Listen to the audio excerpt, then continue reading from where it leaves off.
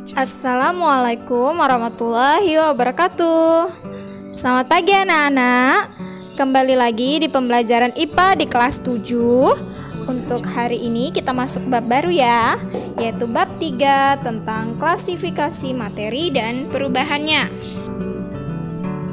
Selanjutnya Ibu akan menyampaikan kompetensi dasar pembelajaran kita pada bab 3. Ada kompetensi dasar untuk pengetahuan 3.3, menjelaskan konsep campuran dan zat tunggal yaitu unsur dan senyawa, sifat fisika dan kimia, perubahan fisika dan kimia dalam kehidupan sehari-hari.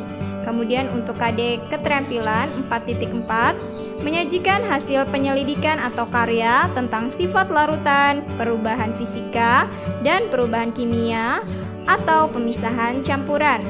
Selanjutnya, peta konsep kita pada bab ini. Materi ada klasifikasinya, sifat, dan perubahan. Materi diklasifikasikan menjadi zat tunggal dan campuran. Zat tunggal terbagi menjadi unsur dan senyawa. Sedangkan untuk campuran, ada campuran homogen dan ada campuran heterogen. Kemudian materi dilihat dari sifatnya, ada yang bersifat kimia dan ada yang bersifat fisika. Kemudian materi ini juga berwujud, ada 3 wujudnya. Wujudnya berupa yang pertama gas, kemudian ada cair dan ada padat. Selanjutnya materi juga dipelajari melalui perubahannya. Ada perubahan fisika dan ada juga perubahan kimia. Alam semesta terdiri dari planet-planet, contohnya bumi. Di bumi ada gunung, udara, laut, dan begitu banyak hal lain.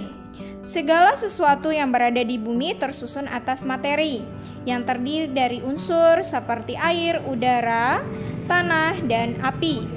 Selanjutnya kita masuk ke materi. Adalah sesuatu yang mempunyai massa dan dapat menempati sebuah ruang. Langkah dalam mengumpulkan sekelompok benda berdasarkan sifatnya. Yang pertama, mengamati karakteristik benda. Yang kedua, mencatat persamaan dan perbedaan. Yang ketiga, mengklasifikasikan benda sesuai kelompok. Yang keempat, memberi nama yang sesuai pada setiap kelompok. Selanjutnya, materi berdasar wujudnya itu ada 3, yaitu padat, cair, dan gas. Kita lihat contoh-contohnya. Kalian lihat yang ini berupa zat padat, kemudian ada cair, dan ini adalah gas yang ada di dalam balon. Selanjutnya kita masuk ke zat padat.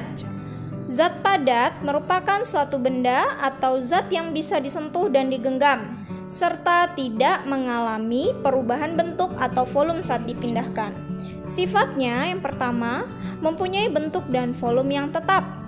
Yang kedua, sifatnya adalah jarak partikelnya itu sangat rapat. Nah, contohnya kalian lihat pada gambar ini, antar partikelnya itu rapat-rapat, jadi nggak ada celahnya. Kemudian, partikel-partikel zat padat tidak dapat bergerak bebas. Nah, karena ini rapat banget kan, makanya dia tidak dapat bergerak dengan bebas. Selanjutnya yang kedua, cair.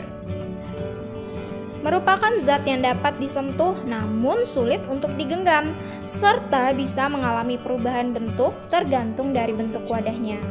Kemudian sifatnya yang pertama, mempunyai volume tertentu, tetapi bentuknya itu berubah bergantung media yang digunakan. Contoh nih, kalian lihat air di dalam botol.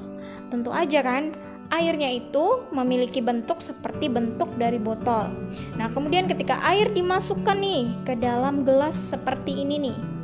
Nah, gimana menurut kalian? Ketika air dimasukkan ke dalam gelas, tentu saja bentuknya menjadi seperti bentuk gelas. Selanjutnya, sifat yang kedua, jarak antar partikel lebih renggang. Yang ketiga, partikel-partikel dapat bergerak namun terbatas. Nah, kalian lihat nih gambar-gambar partikelnya. Jadi antar partikel yang satu dengan partikel yang lain itu lebih renggang jaraknya. Kemudian karena jaraknya ini renggang, maka dia bisa bergerak, namun pergerakannya itu masih terbatas. Selanjutnya kita masuk ke gas. Nah, zat gas itu merupakan zat yang hanya bisa dirasakan, tidak bisa disentuh ataupun digenggam. Selanjutnya, sifat yang pertama dari gas tidak mempunyai bentuk dan volume tertentu. Yang kedua, jarak antar partikel sangat renggang.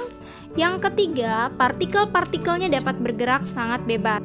Nah, kalau kalian lihat, jarak antar partikelnya ini sangat renggang, sehingga partikelnya ini dapat bergerak dengan sangat bebas. Selanjutnya, kita masuk klasifikasi dari zat padat, cair, dan zat gas. Kita lihat bentuknya. Untuk padat bentuknya itu tetap, sedangkan untuk cair dan gas bentuknya berubah. Kemudian dilihat volumenya. Untuk yang padat dan cair itu volumenya tetap, sedangkan yang gas itu berubah. Kemudian dilihat dari gaya ikat partikel. Untuk yang padat itu sangat kuat, yang cair itu gaya ikatnya lemah, dan yang gas itu gaya ikatnya sangat lemah. Selanjutnya kita lihat jarak partikelnya. Untuk yang padat itu berdekatan, yang cair itu jarak partikelnya renggang, dan yang gas itu sangat renggang. Selanjutnya gerakan partikel. Untuk yang padat itu terbatas hanya bergetar, untuk yang cair itu bebas, dan yang gas itu sangat bebas dan tidak teratur. Selanjutnya kalian perhatikan ada dua bangunan yang bagian puncak bangunannya terbuat dari emas. Ada yang A, Masjid Dian Al-Mahri atau Masjid Kubah Emas yang berlokasi di Depok. Kemudian ada Monas yang berlokasi di DKI Jakarta. Nah, bagian atas dari kedua bangunan ini berupa emas, yaitu pada bagian yang A ini ya, kalian perhatikan. Selanjutnya, sebelum menjadi seperti itu, bentuk dari emasnya adalah seperti pada bagian B, yaitu berupa emas batangan. Sebelum menjadi emas batangan, bentuknya seperti yang C, itu emas yang ditemukan di alam. Selanjutnya, materi berdasarkan komposisinya. Semua benda yang ada di bumi kita tersusun dari materi. Nah, materi yang akan kita pelajari ini terdiri dari yang namanya zat tunggal dan campuran. Zat tunggal ini terdiri dari unsur dan senyawa. Selanjutnya, campuran ada heterogen yang terdiri dari koloid dan suspensi. Kemudian campuran homogen yaitu larutan. Selanjutnya kita masuk ke pengertian unsur. Unsur merupakan zat tunggal yang tidak dapat diuraikan lagi menjadi zat yang lebih sederhana dengan proses kimia biasa. Penulisan lambang unsur menurut Berzelius yang pertama, setiap unsur dilambangkan satu huruf, yaitu huruf awal dari nama Latin. Yang kedua, huruf awal ditulis dengan huruf kapital atau huruf besar. Yang ketiga, unsur dengan huruf awal sama diberi satu huruf kecil dari unsur. Contoh, karbon, nama latinnya adalah karbon. Namun, karbonnya itu diawali huruf C ya. Dilambangkan dengan C. Kalsium, nama latinnya adalah kalsium. Huruf depannya C. Dilambangkan dengan Ca. Antara karbon dan kalsium sama-sama awalnya huruf C. Maka penulisan karbon itu hanya huruf C saja. Dan untuk penulisan kalsium dilambangkan dengan diambil dari huruf yang ada di dalam kata kalsium. Jadi dia namanya jadi Ca. Selanjutnya Ibu akan memperlihatkan kepada kalian unsur logam dan lambangnya. Yang pertama ada aluminium, dalam bahasa Indonesia ditulis aluminium, lambangnya adalah Al. Kemudian yang kedua ada aurum, dalam bahasa Indonesia adalah emas, lambangnya adalah Au. Selanjutnya yang ketiga ada argentum, dalam bahasa Indonesianya perak, lambangnya adalah Ag. Nah, kalian perhatikan ketiga logam ini memiliki awalan kata A pada huruf pertamanya. Nah, makanya dia diberi tambahan huruf yang kedua ada ini L, yang ini U, dan yang ini ditambah huruf G. Nah, selanjutnya ada kalsium, dalam bahasa Indonesianya kalsium, lambangnya adalah Ca. Kemudian cuprum, dalam bahasa Indonesia tembaga, lambangnya adalah Cu. Kemudian ada ferrum, dalam bahasa Indonesianya besi, lambangnya adalah Fe.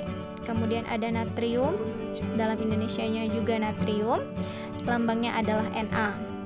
Selanjutnya ada plumbum, dalam bahasa Indonesianya timbal, lambangnya adalah PB. Dan yang ke-9 stannum, dalam bahasa Indonesia adalah timah, lambangnya adalah SN. Selanjutnya kita akan masuk ke unsur non-logam dan lambangnya.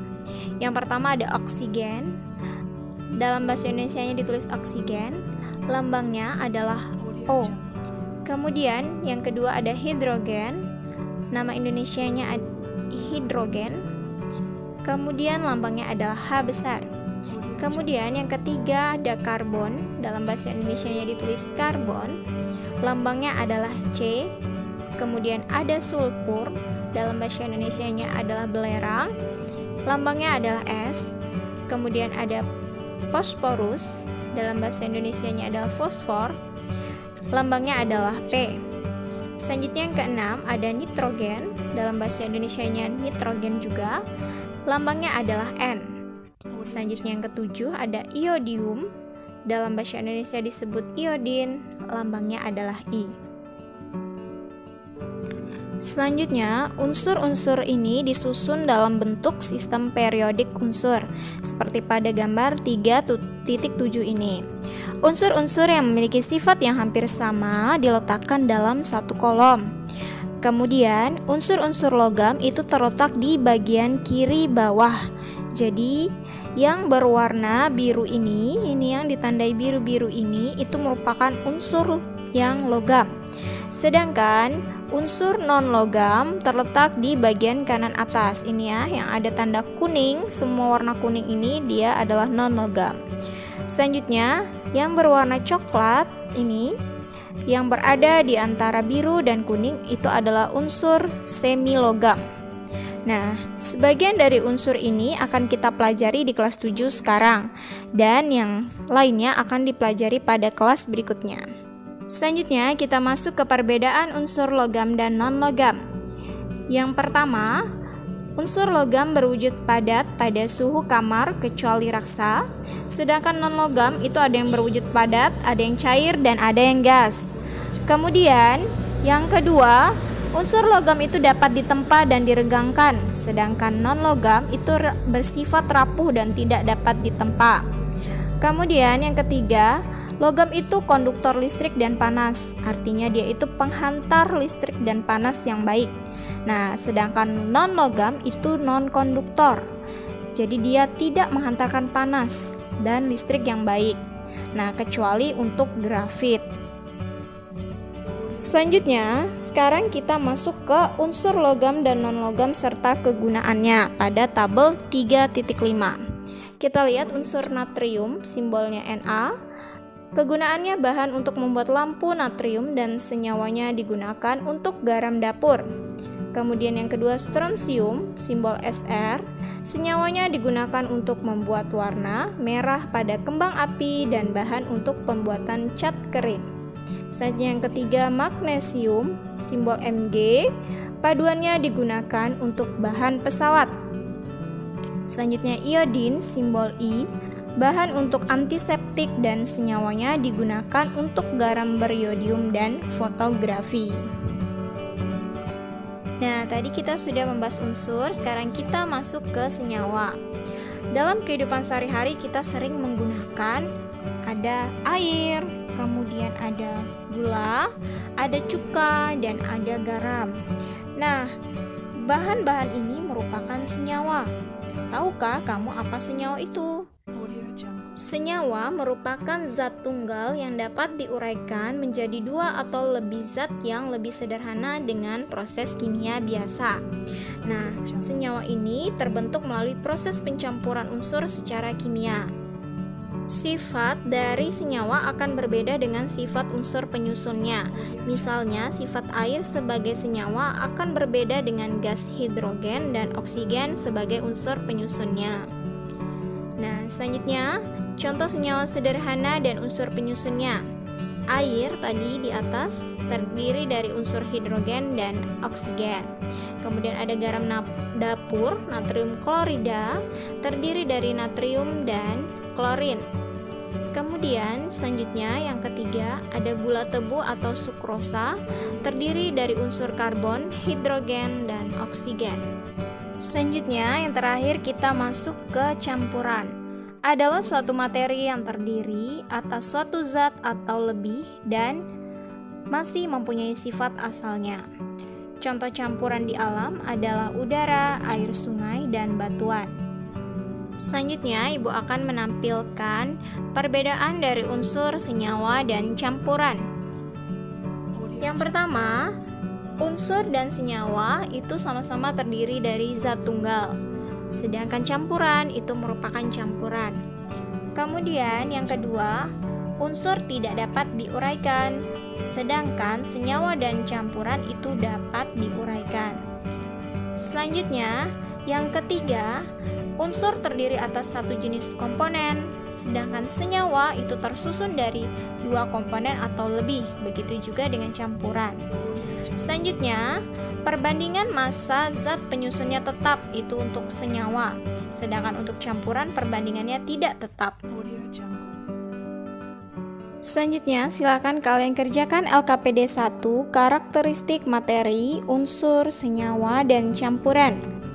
Adapun tujuannya, kalian mampu menggolongkan karakteristik materi. Yang kedua, mampu menjelaskan perbedaan unsur, senyawa, dan campuran. Selanjutnya, silahkan kalian kerjakan poin C. Untuk poin C ini, nanti akan ada 10 nama bahan dan gambarnya. Kemudian, kalian klasifikasikan berdasarkan wujudnya dan berdasarkan komponennya. Untuk berdasarkan wujudnya ada yang padat, cair, dan gas. Jadi dipilih aja, misal garam dapur itu padat kah, cair, atau gas. Kemudian garam dapur itu termasuk unsur kah, atau termasuk senyawa, atau termasuk campuran. Jadi tinggal kalian beri contreng aja ya di kolom yang sesuai. Jadi sampai 10 itu sampai air dan pasir itu harus kalian analisis mana yang berdasarkan wujud dan berdasarkan komponennya. Selanjutnya, kalau yang 10 ini sudah selesai, kalian kerjakan bagian D. Ini ada 9 soal. Nah, untuk menjawab bagian D, kalian harus menjawab dulu yang 10 di tabel tadi, karena pertanyaan ini berhubungan dengan analisis pada tabel kalian tadi. Selanjutnya, kalau bagian D udah selesai, kerjakan bagian yang E, kesimpulan. Jadi, simpulkan unsur itu apa, senyawa itu apa, dan campuran itu apa. Nah, itu tadi materi pembelajaran kita hari ini dan LKPD-nya. Silahkan dikerjakan sebaik mungkin ya. Untuk pertemuan berikutnya, kita akan mempelajari tentang campuran lebih lanjut. Jadi ada tentang campuran heterogen dan homogen, juga ada larutan asam dan basa. Ditunggu ya. Terus yang sudah nonton jangan lupa subscribe, like, komen, dan share ke teman-temannya. Terima kasih. Assalamualaikum warahmatullahi wabarakatuh.